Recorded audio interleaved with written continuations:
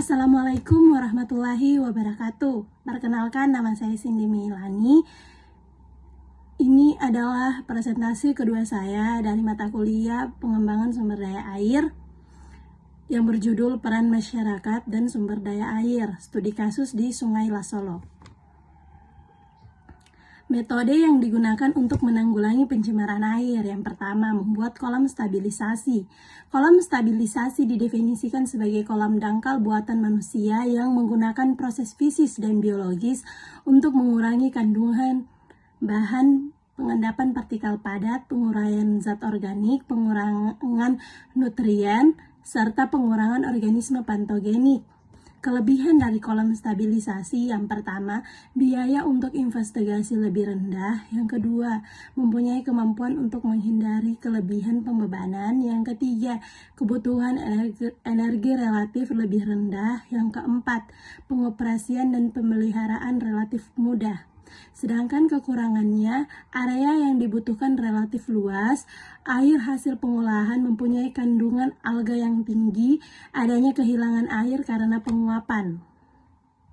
Yang kedua, bisa menggunakan metode instalasi pengolahan air limbah atau IPAL. IPAL adalah sebuah struktur teknik dan perangkat peralatan beserta perlengkapan yang dirancang secara khusus untuk memproses atau mengolah cairan sisa atau limbah.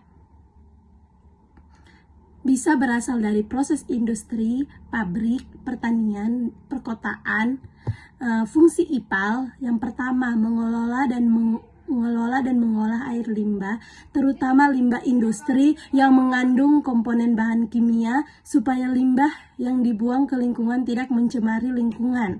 Yang kedua, mengolah air limbah domestik dan juga industri supaya air bisa dimanfaatkan kembali. Yang ketiga, menjaga kehidupan biota-biota yang hidup agar tetap lestari. Jenis-jenis IPAL. Yang pertama ada IPAL komunal, yang kedua IPAL mandiri. Untuk lebih jelasnya Anda bisa dilihat di slide yang saya tampilkan.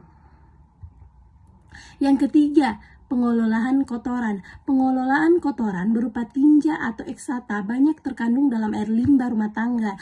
Tinja bisa mengandung bakteri patogen penyebab penyakit jika kita tidak olah dengan baik. Ini dapat menimbulkan berbagai penyakit. Pengelolaan yang dilakukan dengan menampung dan mengolah dari jamban atau septic tank yang ada di sekitaran rumah. Pengelolaan kotoran dari septic tank dapat diolah secara anaerobik menjadi biogas. Itulah presentasi dari saya. Mohon dimaafkan bila ada kesalahan. Terima kasih. Wassalamualaikum warahmatullahi wabarakatuh.